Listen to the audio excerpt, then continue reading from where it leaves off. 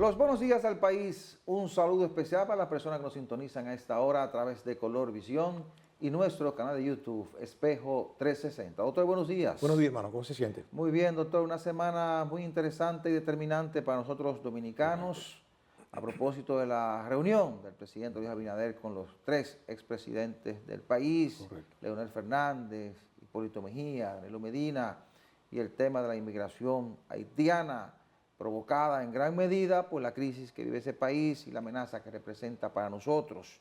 Además, las presiones para un plan de regularización de extranjeros y el gran peligro que tiene República Dominicana en este momento. Es decir, que hay un plato fuerte para hoy, doctor. Nos vamos de inmediato a la semana 360. ¿Qué tal, amigos? Bienvenidos a este resumen informativo Semana 360. La Asociación Dominicana de Hacendados y Agricultores expresó su preocupación ante las consecuencias que están generando las deportaciones masivas de haitianos indocumentados en los sectores agropecuario y agroindustrial del país. A través de un comunicado, Jonathan Rivera, presidente de la entidad, reconoció que todo trabajador extranjero debe contar con la debida documentación laboral en cumplimiento con el marco legal de la República Dominicana. No obstante, advirtió que la abrupta reducción de mano de obra está afectando de manera crítica la continuidad de las actividades productivas, especialmente en áreas sensibles para la seguridad alimentaria nacional. Luego de superar un inicio de año marcado por un descenso en las llegadas de extranjeros no residentes en Centroamérica y el Caribe, la industria turística dominicana confía en que podrá superar su marca y atraer a más de 12 millones de visitantes al culminar el año.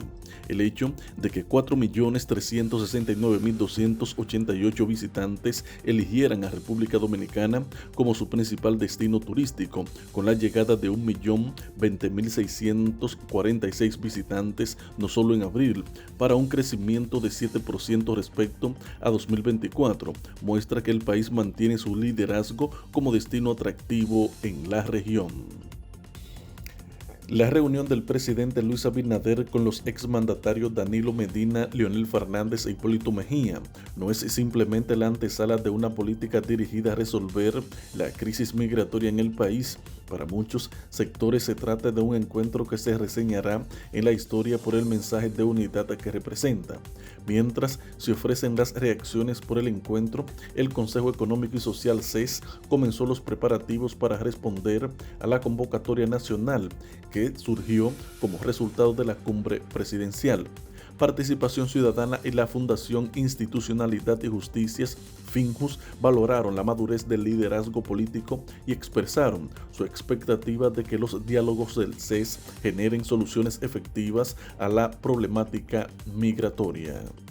La República Dominicana y España firmaron el miércoles 14 de mayo un encuentro de cooperación por los próximos 4 años, mediante el cual el país europeo financiará con $123 millones, 40 de ellos no reembolsables, programas en diversas áreas a ejecutar por la nación caribeña.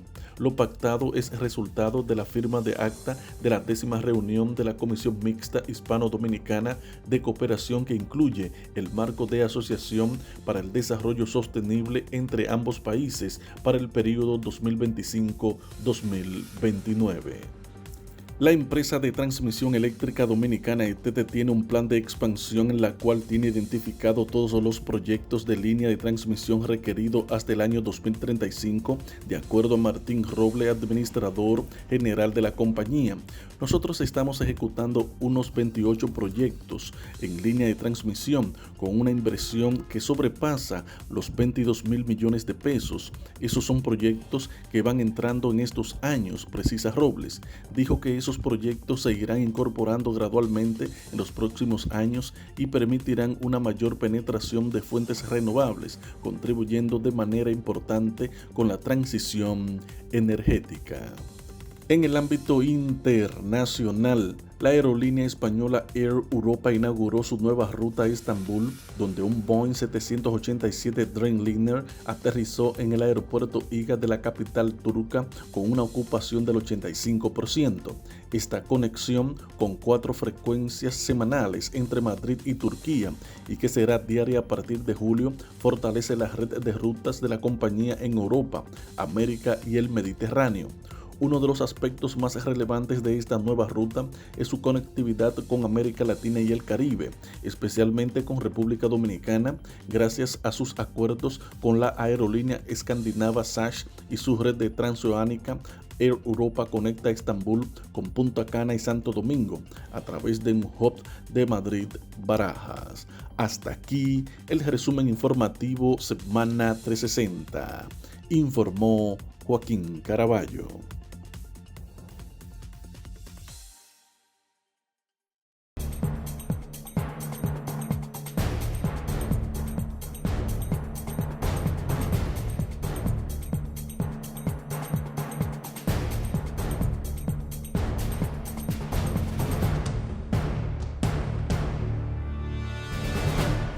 Nosotros habíamos advertido en las últimas 2 semanas que la convocatoria del presidente Luis Abinader a los expresidentes Danilo Medina, Leonel Fernández e Hipólito Mejía tenía que ser para una reunión en conjunto si se quería enviar una señal de unidad, una señal de que al liderazgo político nacional realmente le interesa enfrentar de manera conjunta la principal amenaza que tenemos como nación, que es el tema de la inmigración irregular haitiana y de la crisis que vive el vecino país Haití. Qué bueno, y qué bueno que esta semana, a propósito de esa advertencia que hacíamos y de las diferencias, lógicamente, lo incómodo que eran los escenarios que se plantearon en un principio, pues se decidió buscar un punto intermedio que no fuera incómodo ni para el presidente ni para los expresidentes, y se decidió reunirse en el Ministerio de Defensa, en el área donde está el Centro de Tecnología e Inteligencia Informática más importante, el C5I, que es un centro desde donde monitorean todo lo que tiene que ver con la seguridad del país, especialmente la zona fronteriza. Bueno, y allí estuvieron Leonel Fernández, Danilo Medina, Hipólito Mejía y el presidente Luis Abinader con el canciller, con el ministro de Defensa, con el director del DNI, es decir, con representantes de áreas muy importantes para este tema de la inmigración y la seguridad nacional. Y edificaron allí a los exmandatarios, y fue bueno que lo hicieran así, para que ellos tengan una idea más clara, más acabada, en función de la información y la inteligencia que maneja el gobierno dominicano, para tener una idea precisa de la magnitud del problema de República Dominicana. A partir de ahora entiendo yo, doctor, que con los encuentros posteriores que va a hacer el presidente Abinader de manera particular con cada uno de los expresidentes, tendrán elementos suficientes para dialogar y que la oposición pueda hacer algunas recomendaciones para reforzar las políticas que se han implementado o para elaborar un nuevo proyecto que nos permita, como yo decía anteriormente, enfrentar esto de manera conjunta. Yo creo que se ha enviado una señal de unidad al país. Mire, una de las cosas que yo aprendí temprano en mi estudio universitario, términos nuevos para mí, porque yo venía de un campo, no hablábamos ese tipo de lenguaje, era sobre lo que se llamaba metodología de la investigación y se componía de principios. Y había un principio que nunca lo voy a olvidar, que era de causalidad. Sí. La relación de causa-efecto. Es decir, todo efecto tiene una causa que lo produce. ¿Es así? Eso es sencillo. Ahí no hay que tener maestría, no hay que aprender eso. Sí. Entonces, retrotrayendo ese planteamiento a lo que estamos viviendo aquí, ¿qué ocasiona esa avalancha humana hacia acá? Oh, pero tiene sus elementos constitutivos, los intereses particulares, oiga bien, la mafia, el tráfico de personas, porque ahí ha encontrado gente hasta en un motor transportando, ¿qué se llama? Inmigrantes ilegales atrás, pero también hay autobuses de alto nivel haciendo eso.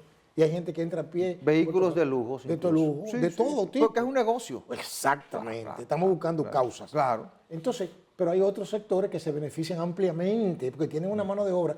Que oiga lo que les voy a decir. Otra cosa que aprendí es que se llama la fuerza muscular. Eso ya está quedando en el pasado. Porque ya con el avance de la tecnología, que eso no tiene que ser que el país sea súper desarrollado, no. La tecnología lo ha tocado todo, a tal punto de que ya los procesos, hay procesos que tienen muy poca mano de obra. Mira, bueno, y entonces... Incluido aquí en República Dominicana. Claro, entonces, Sí, claro. lo que yo me pregunto, ¿por qué tienen que estar dependiendo, diríamos, de tanta mano de obra de exterior si nosotros tenemos tanta gente aquí que no está produciendo, no está trabajando? Que no quieren hacer las inversiones que hay que hacer. Exacto, pero hay una gran mentira ahí que dice que el dominicano no quiere trabajar. Falso. Mentira del diablo, como dicen los evangélicos. Eso no es verdad. Sí. Lo que pasa es que yo vendo mi fuerza de trabajo al mejor postor. Claro está, ¿verdad? Suena un poco feo, pero yo al mejor postor digo, bueno, usted me paga 10, el otro 20. Y con las condiciones que usted me da, tanto, perfecto, me voy por aquí. A tal punto de que el legislador observó y lo insertó en el Código de Trabajo, la relación 80%, 20%, porque reconocía el legislador de ese entonces que había un componente extranjero en mano de obra. Y para garantizar el empleo a la mano de obra pero local. tiene que darle prioridad, pero aquí el fardo se invirtió, ¿verdad? Sí, se invirtió. sí. Usted dirá, bueno, es necesario, sí, pero que entonces vamos a otro punto, estamos hablando del mismo tema que se debe tratar Claro, ahí. claro. Pero entonces ahí hay una serie de choques de intereses que hasta descalifican a ciertas personas por opinar de eso. Porque, por ejemplo, yo que tenga algo que me beneficie a mí y que yo sea parte de la solución, pero si yo soy el problema, yo no puedo ser parte de la solución. Si yo soy el problema, creo que usted me está... Sí, perfectamente. No tiene lógica. Perfectamente. Porque entonces mi criterio, mi juicio, mi opinión va a estar afectada por mis intereses. Sí. Entonces, por eso le digo que eso es una realidad que nos está golpeando duramente y todavía está empezando. Sí, Oye. sí, porque eso comenzó hace mucho tiempo, Claro. mucho tiempo. Y entonces muy sutilmente. usted obvió algo, dijo el 90% de los factores, Sí. pero el principal es el deterioro de la calidad de vida y de la seguridad en el vecino país, No, porque es un factor exógeno. eso que lo he mencionado.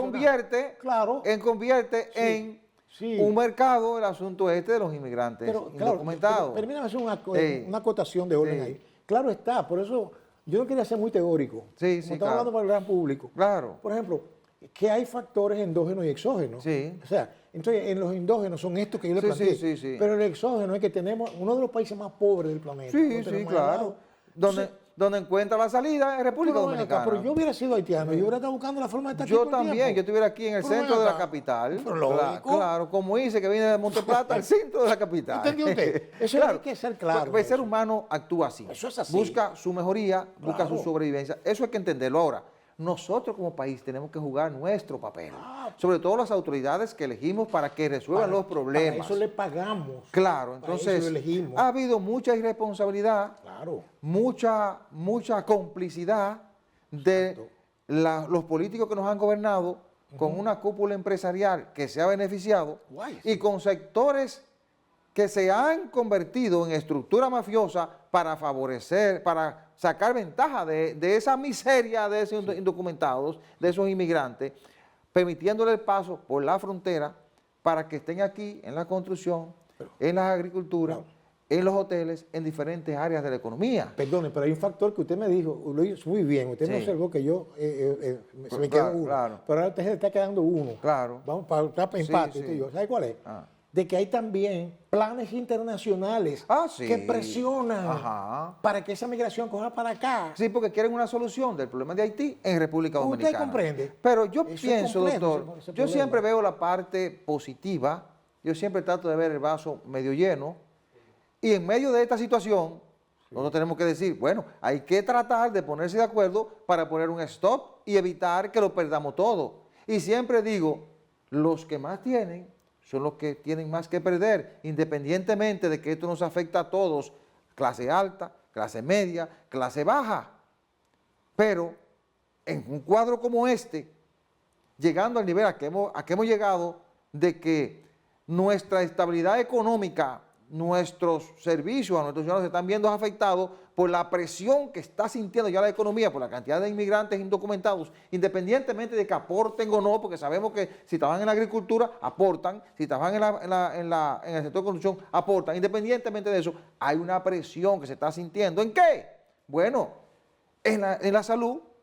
Los dominicanos están quejando de que no encuentran, a veces en zona no encuentran un cupo para una atención médica porque el cupo lo ocupa un inmigrante indocumentado, que no paga, que haya que atenderlo o no y que no paga. Bueno, eso es otro debate. Sí. Bueno, en la educación, aquí hay zonas donde los padres se quejan de que sus hijos se quedan fuera de las aulas, cuando hay un compromiso constitucional que obliga a los presidentes a garantizar la educación a los dominicanos. Entonces se quedan porque los está ocupando un extranjero indocumentado o hijo de un indocumentado. Bueno, que es un asunto humano. Bueno, eso es verdad. Pero caramba, tenemos que proteger nuestro territorio y nuestro país. Déjame aclarar algo. Porque uno tiene su forma de pensar. Claro. Y uno es un ente pensante. Ajá. Es que eso no puede ser así, de que yo tengo el derecho a yo estudiar, sí, pero en el país donde tú vienes sí, y donde tú te encuentras legal. Eso es otra cosa. Claro. Pero si yo llego, a mí se me ocurre irme, sea por una yola o en un avión que me metí de chivo, y caigo, por ejemplo, en Suiza. Entonces yo en Suiza, los suizos están obligados a mí a mantenerme, a darme medicina, a darme todo, sin yo justificarlo. ¿Cree que usted me sigue? Sí, no, perfectamente. Entonces, eso es lo que ha pasado aquí. Sí, entonces yo creo que hay una decisión, hay una determinación, y ojalá que el liderazgo político, económico y social lo entienda. Porque yo veo que se están tomando medidas. Las 15 medidas que está implementando el gobierno, eso implica que hay un plan elaborado y hay una determinación de parte del presidente. Bueno, el hecho de que el presidente no se haya plegado a las presiones internacionales y que haya mantenido el discurso en los organismos internacionales para que vayan a ayudar a Haití, eso indica que hay una determinación de parte del presidente. Pero hay una crítica que yo hago. Pero espérese, doctor. Y el hecho de que mandara al Congreso la modificación de la ley de migración, que ya fue aprobado en el Senado y que ahora va a la Cámara de Diputados, para elevar las sanciones, eso implica que hay una determinación de perseguir a los que se han beneficiado de la corrupción. Cierto. Yo veo una actitud diferente y en función de eso es que yo respaldo la decisión del Estado de buscar la unidad de los sectores élite de la política, el empresariado y la sociedad civil para enfrentar en conjunto el problema. Yo lo veo diferente. Cierto. Y quisiera que sea así y quisiera que todos los sectores estén conscientes de eso y conscientes de lo que podemos perder. Pero estoy observando también de que continúa el flujo de gente que viene para acá. Bueno, esa es una parte que hay que corregirla. Porque no hacemos nada deportando a indocumentados, aplicando medidas si el flujo sigue. Por eso es que hay que seguir apretando a los que tienen la responsabilidad de controlar la frontera. Vamos a la pausa.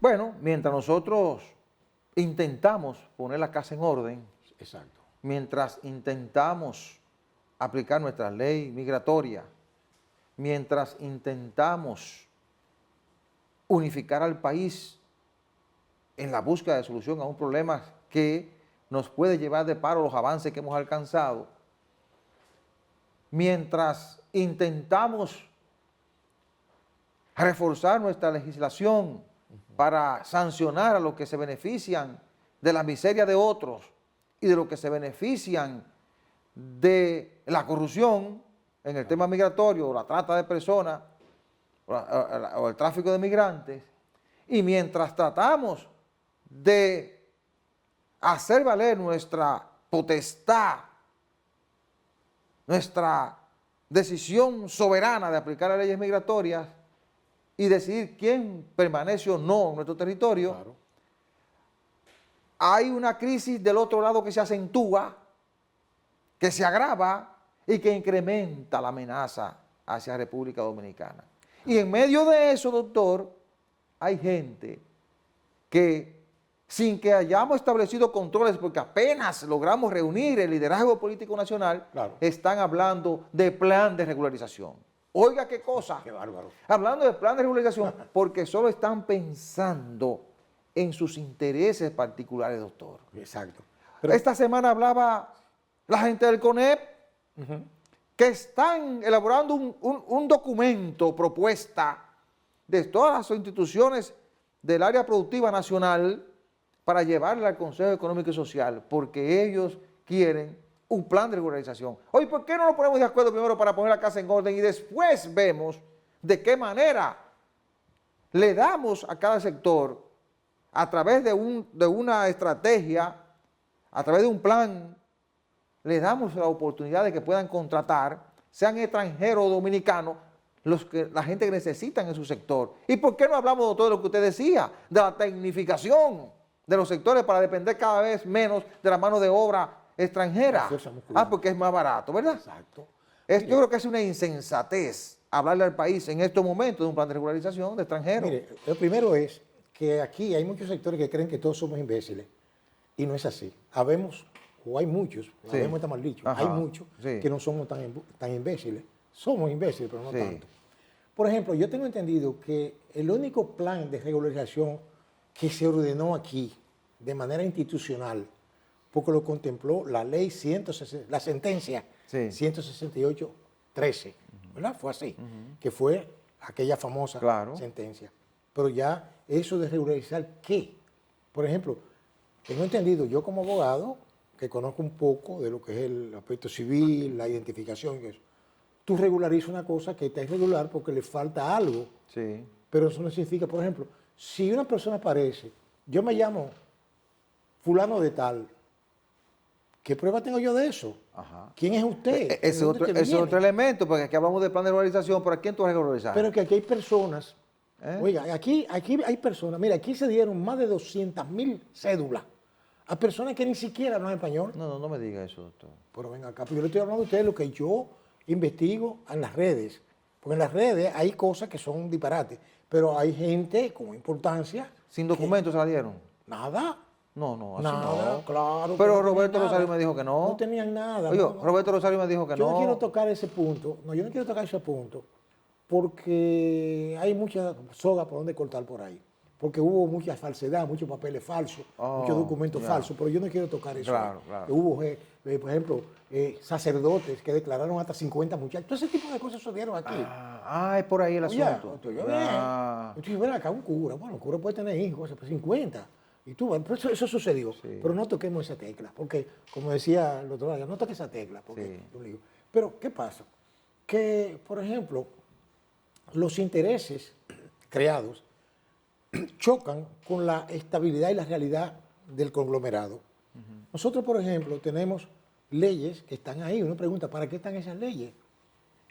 La cuestión de la regularización, yo entiendo lo que plantean los empresarios, la gente que se beneficia de eso, pero ellos tienen alternativas, ¿verdad? Claro. Además, otra cosa, yo me puse a buscar cómo manejan eso en otros países.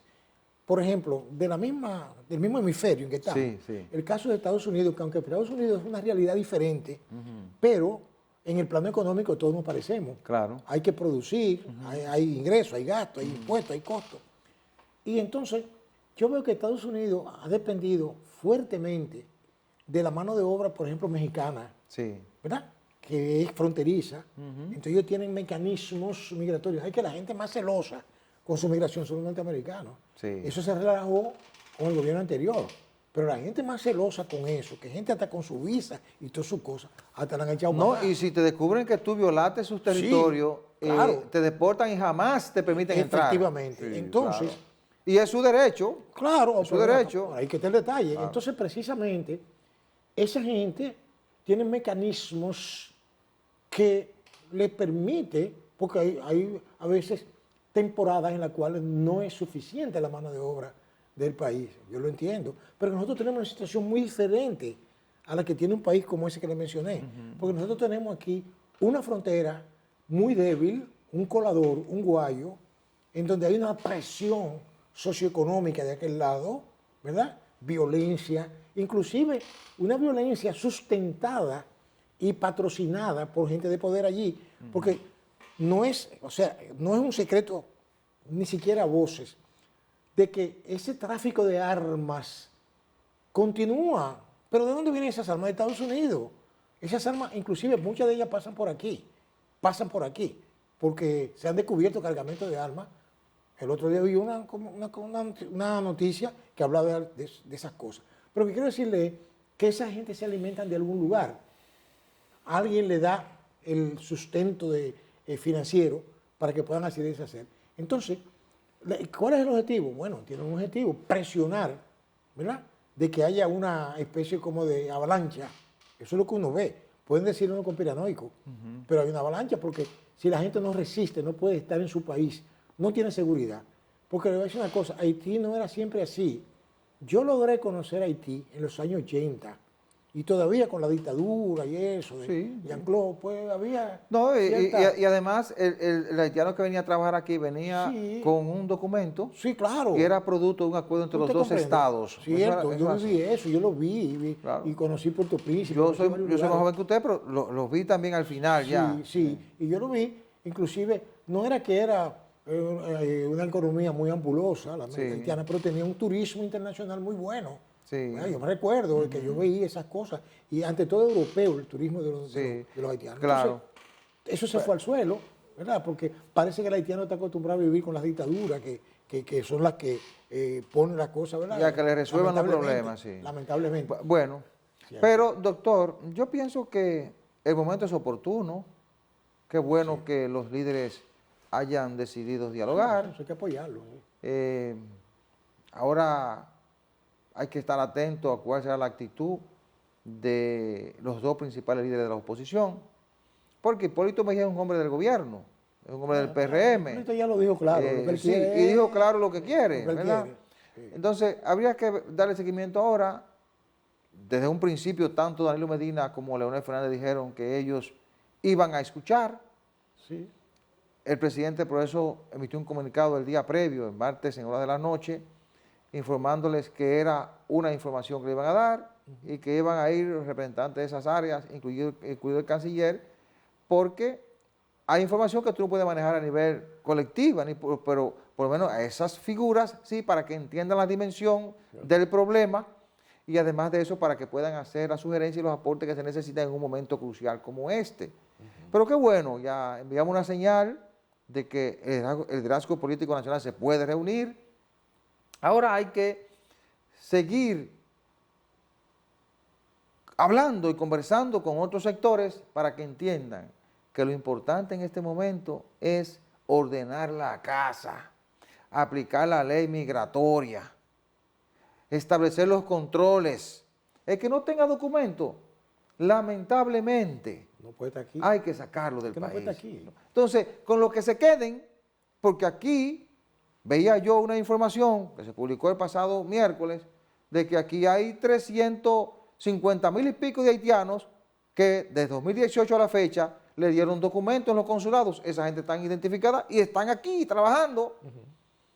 Pero aquí hay también 200,000 y pico de haitianos que recibieron documentos en el plan de regularización de extranjeros que usted citó, que realizó Danilo Medina en el 19, a raíz de la sentencia 168-13. Entonces, aquí hay una cantidad importante de inmigrantes que, si esos sectores como la agricultura, la construcción, lo necesitan, están ahí que pueden trabajar, están identificados, porque el mayor problema que tenemos aquí es que tenemos una gran cantidad de inmigrantes que tú no sabes quiénes son, que tú no puedes identificarlos bien para negociar con ellos, pero tampoco sabes a quién va a perseguir el día que cometan un crimen. Es decir, es una situación que debe entenderla claramente cada sector para que tomemos las mejores decisiones en favor del país.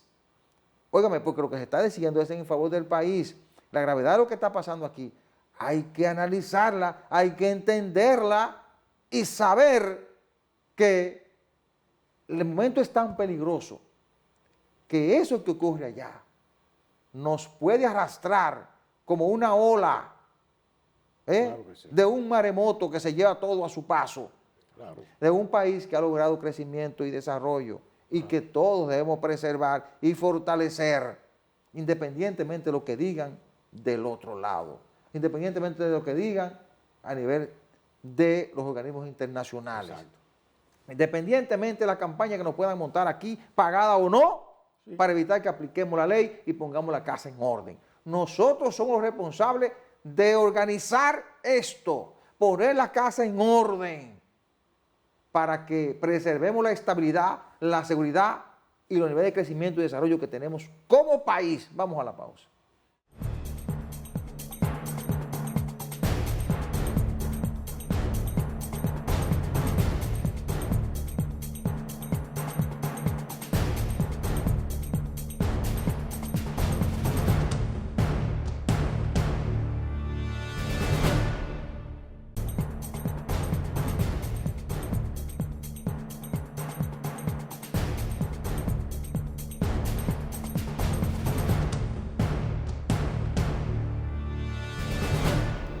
Es indudable, es indiscutible que República Dominicana es uno de los países de mayor crecimiento de América Latina. Lo confirma el Fondo Monetario Internacional, el Banco Interamericano, la CEPAL. El único país que crece más que República Dominicana en América Latina es Panamá. Mientras Panamá crece 5.5, nosotros crecemos 5.2. Cuando Panamá baja, nosotros bajamos a 4.9. Esta es una de las economías de mayor crecimiento. No de ahora, de los últimos 20 años. Ha habido un esfuerzo, un trabajo en esa dirección que hay que entenderlo. Ha sido un esfuerzo de los políticos, de los empresarios, de todos los sectores de República Dominicana. Ahora, eso me indica que estemos bien. O tenemos una serie de amenazas que tenemos que atender. Estamos atendiendo la amenaza que nos está provocando la crisis haitiana. Pero aquí hay otra amenaza. Precisamente esta semana que se cumple un año las elecciones del pasado año, Sí, correcto. que le dio al presidente Abinader la oportunidad de 4 años más. Ya se va a cumplir el primer año. Se cumple en agosto, pero sí, ahora se cumple el primer año de elección. Exacto. En agosto se cumple el primer año del ejercicio del poder porque el presidente asume en agosto. Ahora, además de ese tema, de la emigración alocada haitiana, de la presión internacional para que República Dominicana suba ese problema y de la presión que estamos sintiendo por la cantidad de haitianos que estén entrando al país, que reitero, por suerte lo estamos enfrentando ya. Nosotros tenemos el problema de que somos un país que año tras año tenemos que completar nuestro presupuesto con préstamos internacionales.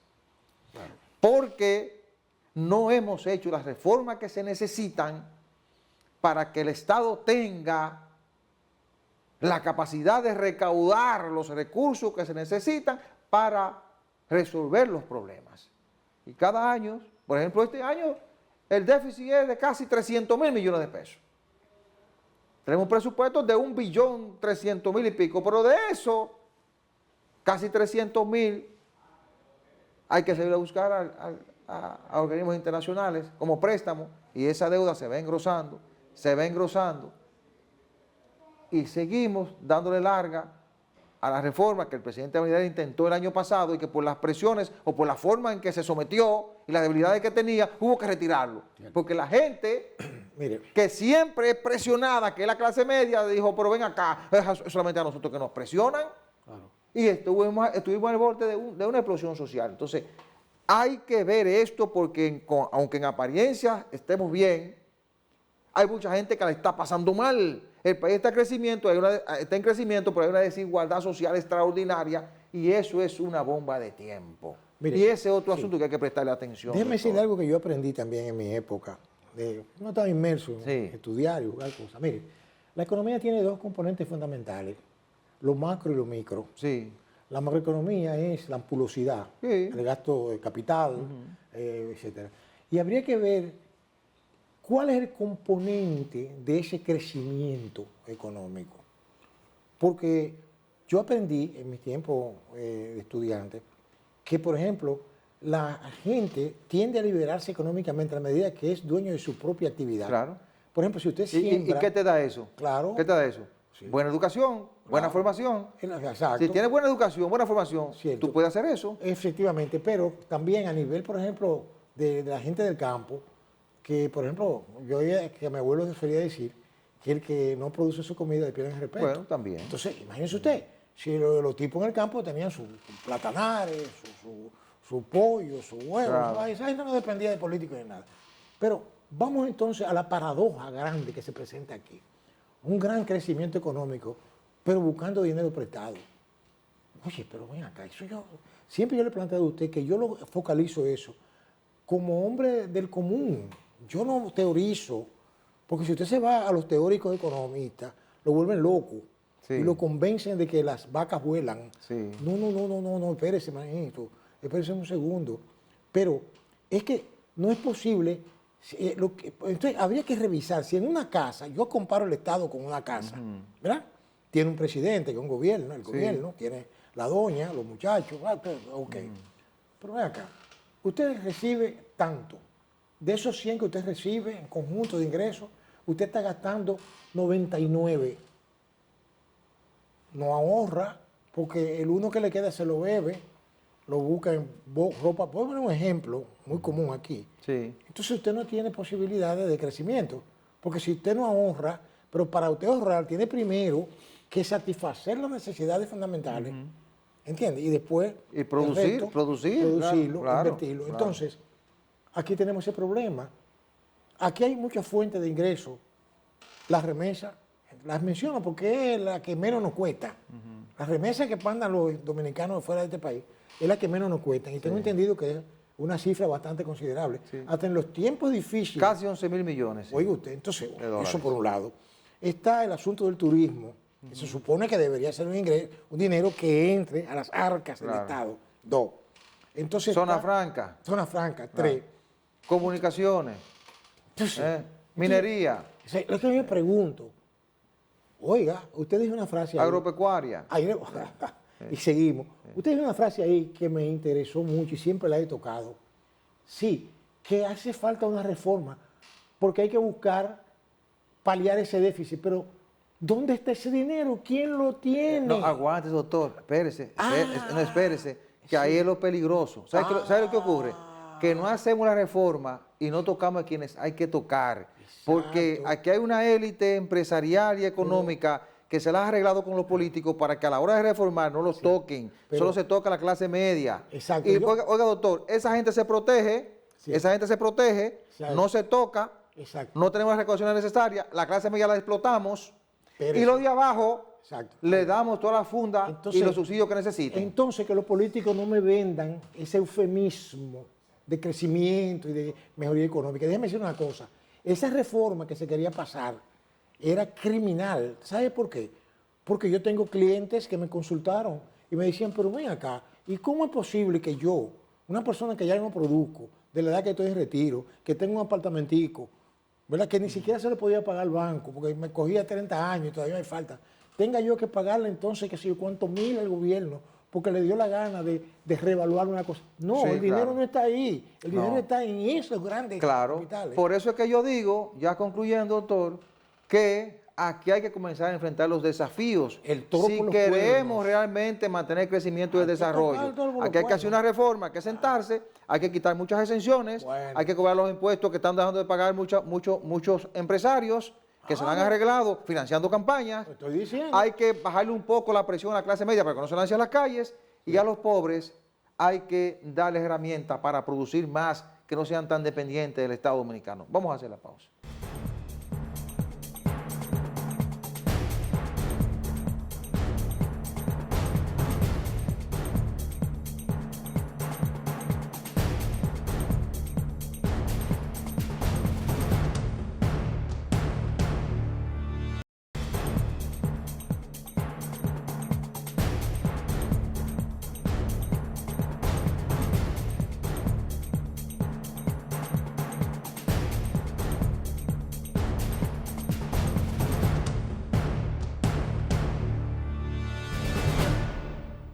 Hace muchos años, un amigo abogado de mi generación, que fue director general de prisiones en su oportunidad, Sí.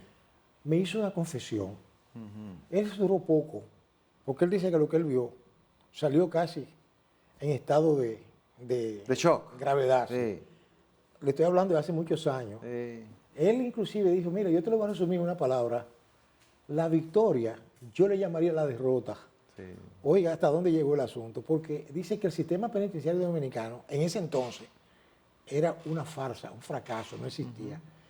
Entonces, yo me quedé con ese, aunque yo no trabajé mucho el penal, ¿verdad? No me interesó, por muchas razones, porque me interesó otra rama del derecho.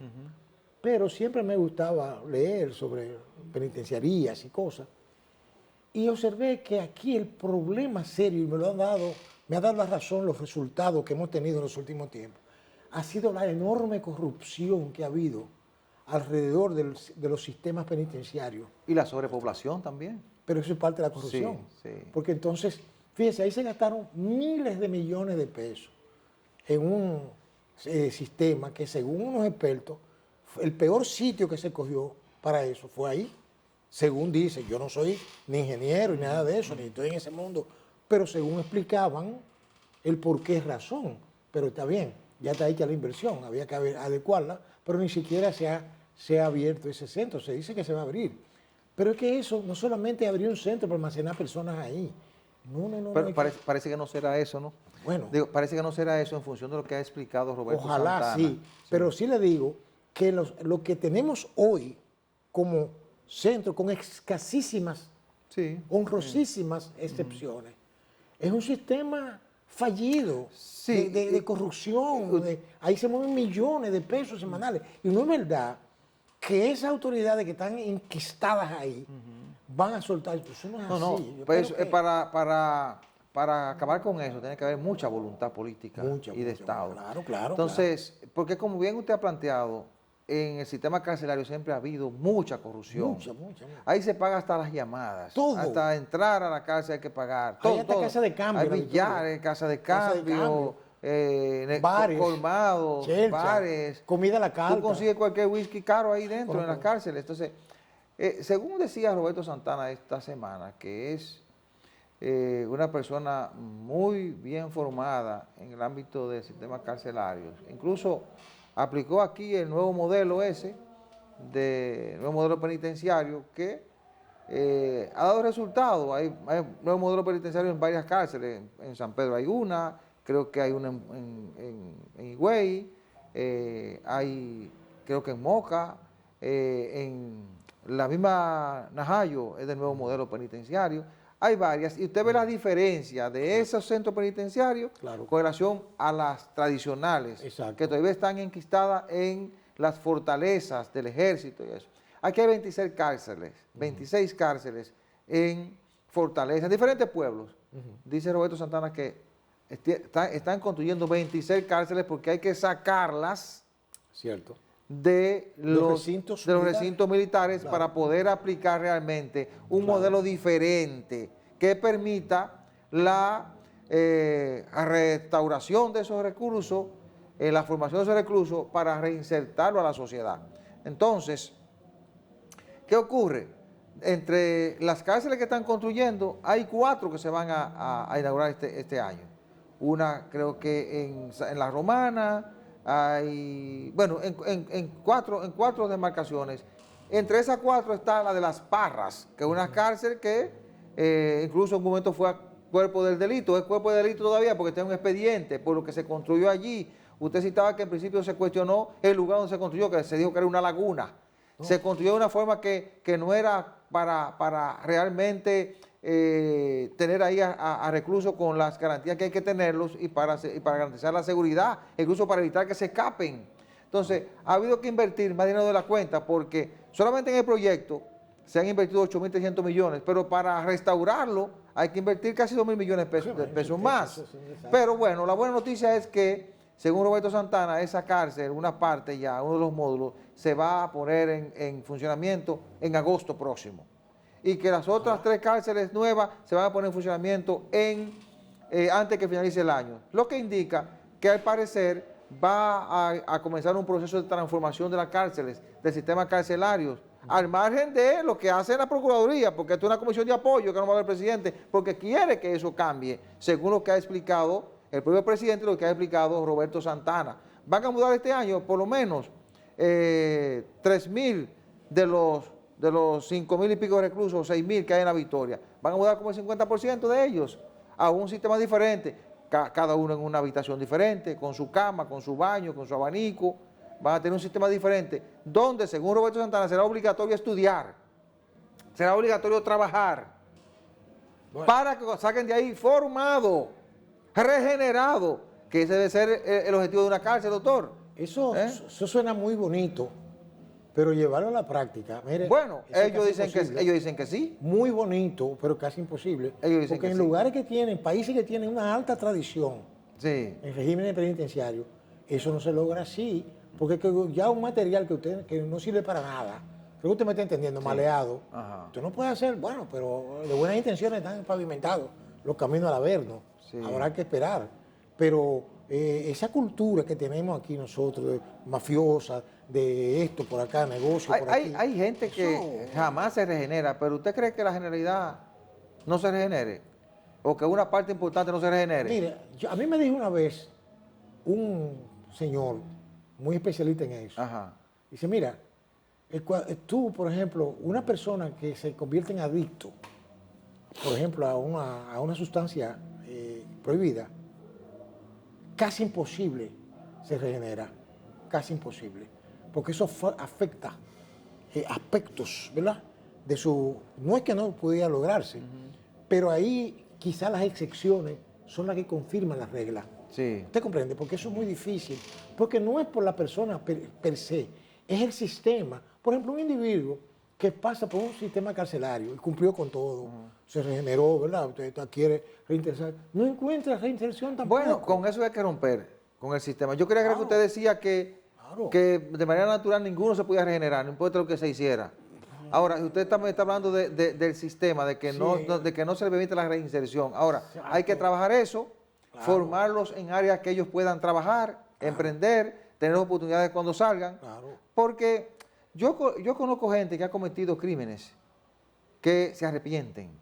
Cierto. Y que esa gente, si usted la trabaja bien y la forma, si no son profesionales, le da oportunidad de formarse, cuando salen de ahí salen a trabajar y no delinquen de nuevo. Pero déjeme querer aclararle algo. Quiero aclarar cuando plantee eso, porque cuando plantea algo tiene que justificarlo. Sí, claro. Lo que quiero decirle es que cuando la persona, que es un mínimo porcentaje, ya está como apto para ser reintegrado, la sociedad lo rechaza. Sí, hay que trabajar con esa parte. Entonces, si lo rechaza, muchos de ellos lo que le queda más remedio es que volver a lo mismo. Bueno, pero eso lo vemos en sociedades desarrolladas, en todas las sociedades, pero si nosotros lo trabajamos la sociedad y demostramos que el que sale realmente regenerado, es posible que una buena parte te la rechacen, pero una parte no te la rechacen. Es decir, depende mucho de cómo tú trabajes en la sociedad y del nivel de conciencia que tenga la sociedad, cual sea dominicana o la que sea. Pero yo creo que es importante trabajar esto porque el sistema que tenemos es insostenible. Tenemos más de cárceles que están superpobladas, tenemos cárceles para 16.000 personas y hay 26.000 y pico presos. Entonces hay que darle condiciones humanas a los presos, hay que aplicar un sistema que le permita formarse y regresar a la sociedad regenerado. Que produzca su propia comida. Regenerado, exacto, por eso que la educación ahí será obligatoria. Y que regresen con las herramientas necesarias para salir a trabajar sin pensar en delinquir y bueno, también que encuentren las oportunidades necesarias en la sociedad. Mire, doctor, la semana que inicia va a estar muy centrada en los resultados de la cumbre entre el presidente Luis Abinader, Leonel Fernández, Hipólito Mejía, Danilo Medina, los encuentros que se darán en los próximos días de seguimiento de manera particular con ellos, bueno, las deportaciones de inmigrantes documentados y la crisis haitiana son los temas que seguirán dominando la agenda en la semana que inicia hoy. Hemos llegado al final, muchísimas gracias por la atención, la cordial invitación para el próximo domingo a la misma hora y por este canal. Buena suerte, buenos días.